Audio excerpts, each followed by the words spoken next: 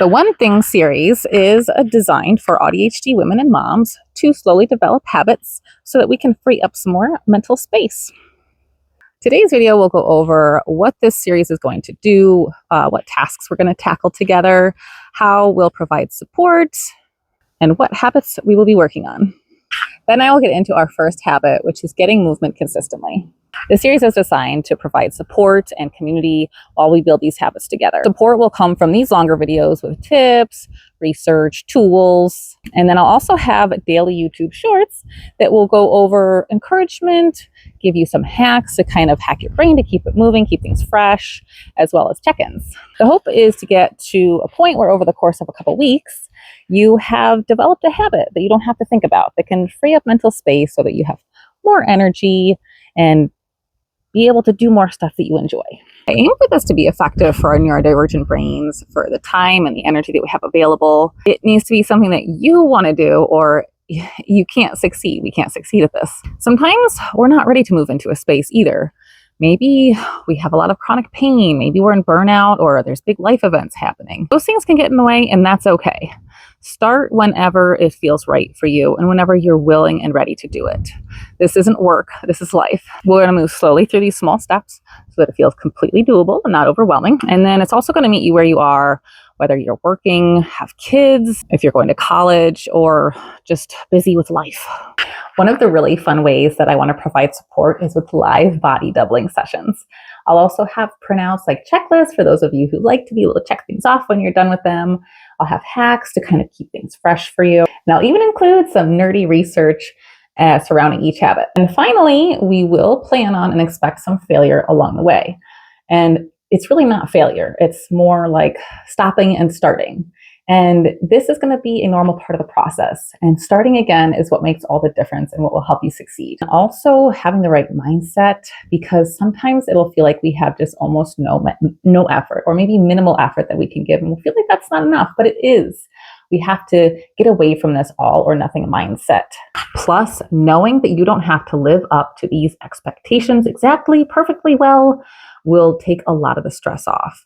Try it with me right now. Give yourself permission to not have to go all or nothing, to do every single day, and you'll feel such a relief. I had to do this when I was considering this series. If this is something that you want to do with us, then be sure to subscribe and hit notifications so that you know when new content is out and body doubling sessions are starting. Habits we will cover include getting consistent movement. This one will start today. Making task switching less resistant, communicating our needs, using a to-do list that fits, making our self-talk more positive, eating regularly, and perhaps some more. Developing a habit is different from a routine.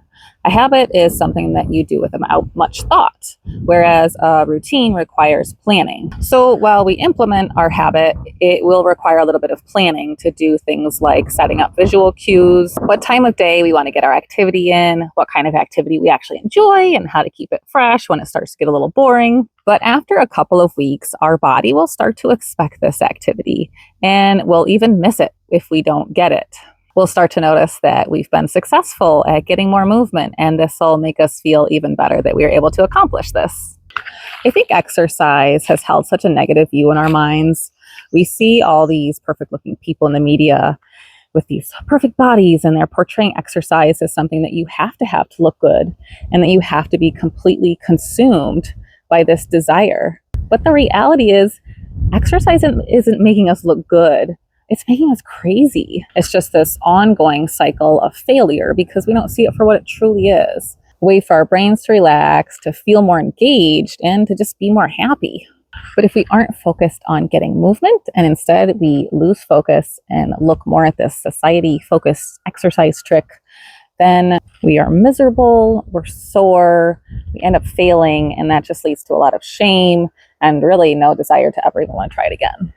I've definitely struggled with these feelings in exercises. I enjoy exercise, but I did it for the wrong reasons. And when I entered perimenopause and burnout over a year ago, I was sore doing absolutely nothing at all. I couldn't even consider exercise. It was everything in me just to get to 6 p.m. And then I typically would just collapse in this like despair and depression.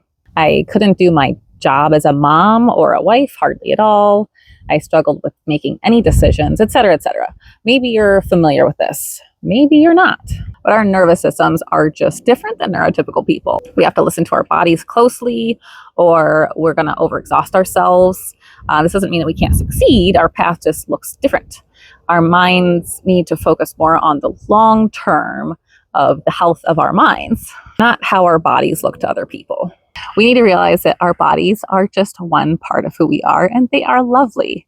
We want to work with them, not against them. Hopefully, this gets your mind in the right place. Through this initial planning phase, there will be a couple of things to set up, and sometimes this can be enough to make you not want to start at all.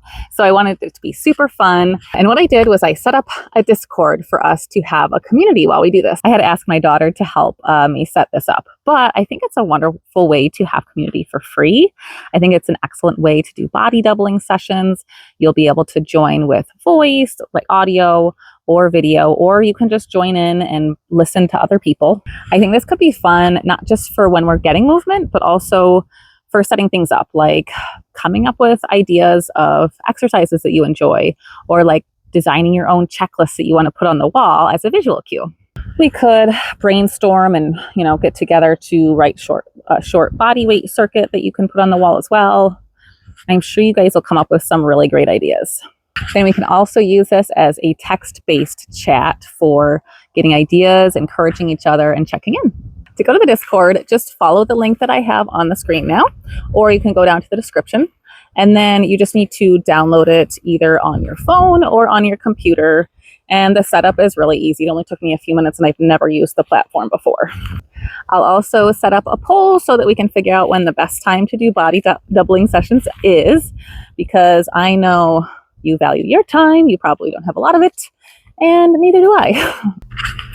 If you like this video so far today, please hit the like button so more people like us can find it and get help, and subscribe if you want to continue receiving content geared toward being a neurodivergent woman or a mom. Let's take a very quick look at the 4 things that we're going to tackle today to be successful in this quest. Number 1 is to just choose about 3 activities that you enjoy doing. These can be anything creative. I will have a list down in the description of some stuff that I came up with. Some of it's more traditional exercise. Some of it's more just getting movement. Then tell us below in the comments what you think that you might do. This doesn't have to be set in stone. It's just getting some ideas rolling. A really great idea is to think of activities that are going to be frictionless. It'll be super easy for you to get started, like walking, or being able to just lay down on your carpet in your living room with a body weight circuit on the wall so that you can just get it done in 10 minutes. Next is just setting up visual cues. This could be a printout checklist. You can hang it on the wall where you're going to see it every day.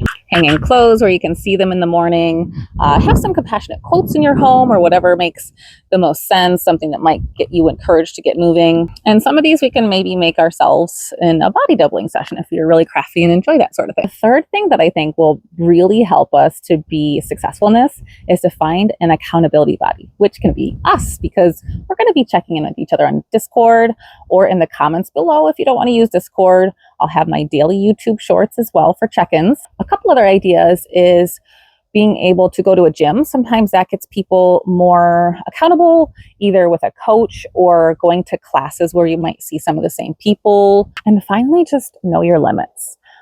Things like chronic pain, nutrient deficiencies, lack of time and energy are all real things that we struggle with that need to be considered. These aren't things just to squish down and push through. While movement can help with a lot of these, it's really important just to start slow. Make sure to pay attention to how you're feeling when you're exercising. If something feels weird or uncomfortable or painful, you should stop or pull the intensity back.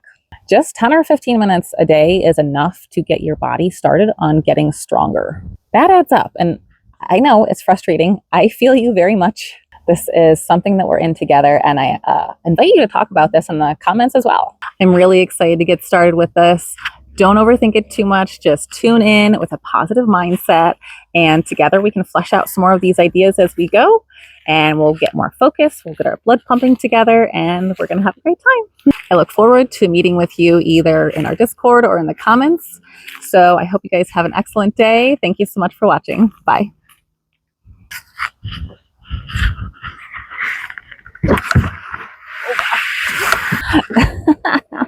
Yay!